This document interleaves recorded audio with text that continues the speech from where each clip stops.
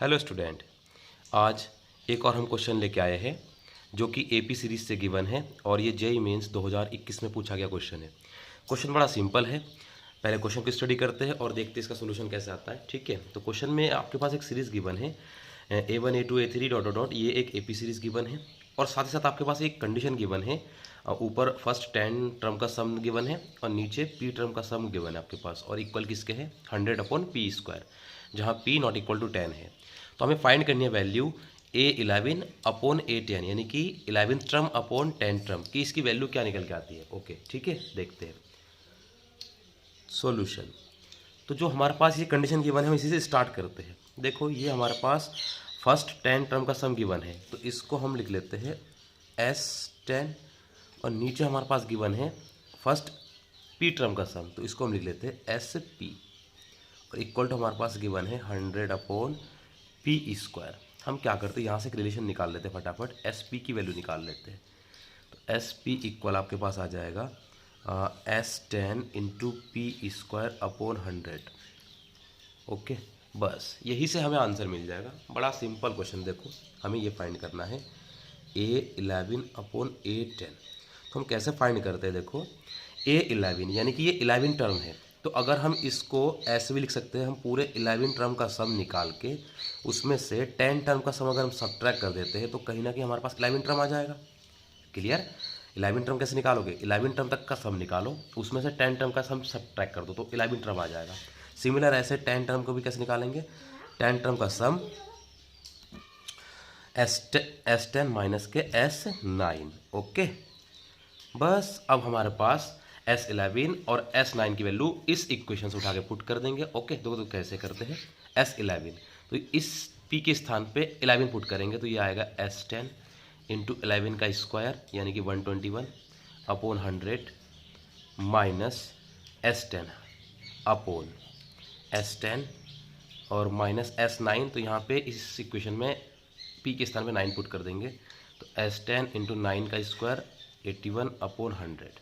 हमने S10 को simply ऐसे रखा क्योंकि देखो आप चारों ही टर्म में S10 आ रहा है, तो ये S10 कॉमन आ जाएगा आपका और ये कैंसिल आउट हो जाएगा। तो ऊपर आपके पास आएगा 121/100 माइनस 1, नीचे आएगा 1 माइनस 81/100। ओके, अब इसको सिंप्लीफाई कर लेते हैं, तो ऊपर एलसीएम ले लेंगे, तो 121 माइनस 100 अपॉन नीचे आएगा 100 माइनस 81, और 100 से 100 कैंसिल आउट हो जाएगा, तो ऊपर आएगा 21 और नीचे आएगा आपके पास 19।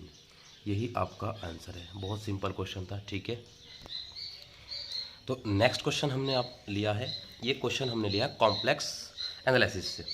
ठीक है, पिछले वाले का आंसर आपको पता चल गया था, 21/19 आया था। अब ये क्वेश्चन भी देखो बड़ा ही, तो क्वेश्चन देखें, क्वेश्चन में ये बोला गया है कि अल्फा बीटा दो कॉम्प्लेक्स रूट्स डिस्टिंक्ट रूट्स है किसके, इस इक्वेशंस के। तो आपको फाइंड करना है alpha raise to power 101 plus beta raise to power 107। बहुत सिंपल क्वेश्चन है और ये क्वेश्चन आपका जेईई मेंस 2018 में पूछा गया है। ये क्वेश्चन जेईई मेंस 2018 में पूछा गया क्वेश्चन है ये। ठीक है, तो हम क्या करते हैं, सिंपल है, हमारे पास ये जो क्वाड्रेटिक इक्वेशन है इसके हम इसे सॉल्व करके इसके जो रूट्स है वो निकाल लेते हैं। ठीक है, तो देखो सिंपल है, हम यहाँ पे लगा देंगे धराचार्य फॉर्मूला यानी क्वाड्रेटिक फार्मूला। क्या होता है, x बराबर -b plus minus √b² minus के 4ac और अपॉन के 2। फटाफट जब सॉल्व करेंगे तो यहाँ से आएगा +1 प्लस माइनस √3i/2, क्योंकि यहाँ पे -3 बचेगा, और यहाँ से x की दो वैल्यू आ गई, एक तो +1 √3i/2 और नेक्स्ट वैल्यू आई है x की 1 माइनस √3i/2।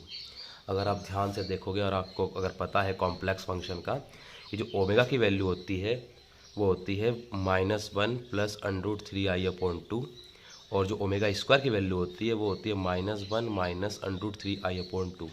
तो अगर मैं ध्यान से देखूँ, यहाँ से माइनस कॉमन लेता हूँ तो यही वैल्यू आ जाएगी, और यहाँ से अगर यहाँ से माइनस कॉमन लेंगे तो ये वैल्यू आ जाएगी। तो कहीं ना कहीं एक्स की जो दो वैल्यू आई है, एक है माइनस ओमेगा और एक है माइनस ओमेगा स्क्वायर। ओके, तो यानी इनमें से एक को मैं अल्फ़ा कंसिडर कर लेता हूँ, इसे मैंने अल्फ़ा कंसिडर कर लिया ओमेगा माइनस वाले को, और दूसरे को बीटा यानी माइनस ओमेगा स्क्वायर।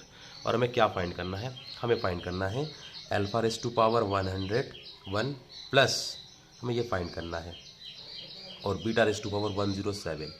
तो फटाफट अल्फ़ा की वैल्यू रख देते हैं, माइनस ओमेगा की पावर 101 और बीटा की वैल्यू रख देते हैं माइनस ओमेगा स्क्वायर की पावर 107। अब देखो ये 101 ये भी आपका ऑड नंबर है और 107 ये भी ऑड है, तो कहीं ना कहीं जब ऑड पावर है तो निगेटिव का निगेटिव ही रहेगा, यहाँ से भी। ठीक है, हमने क्या कर दिया, इस पावर को पहले लिख दिया। अब आपको पता है दोनों में से माइनस कॉमन है, माइनस बाहर कर देंगे। और ये 100 अगर 100 को हम 3 से डिवाइड कर देते हैं तो 99 तक तो आपका पूरा कैंसिल आउट हो जाएगा, बचेगा 2, यानी कि इसको मैं लिख सकता हूँ ओमेगा स्क्वायर, क्योंकि आप सबको पता है कि ओमेगा क्यूब का मान क्या होता है 1। तो जहाँ तक 3 से डिवाइड होगा उसकी वैल्यू तो 1, और तो यहाँ पे 99 तक 3 से डिवाइड हो गया तो उसकी वैल्यू 1, बचा आपके पास 2। और यहाँ पर भी हम क्या करेंगे, 107 को जब डिवाइड करेंगे 3 से तो 107 इन 3 3 ज़ा बचा 1, यानी कि 3 5 ज़ा, तो यहाँ पे भी 2 बचेगा आपका। ठीक है, और 2 का फिर स्क्वायर तो 4, तो ये प्लस है बीच में, यहाँ बचेगा ओमेगा स्क्वायर। और फिर से देखो यहाँ पे पावर 4 है तो 3 तक तो 1, तो बचेगा ओमेगा। और आपको ये रिलेशन पता है, रिलेशन क्या है कि 1 प्लस ओमेगा स्क्वायर की वैल्यू क्या होती है 0।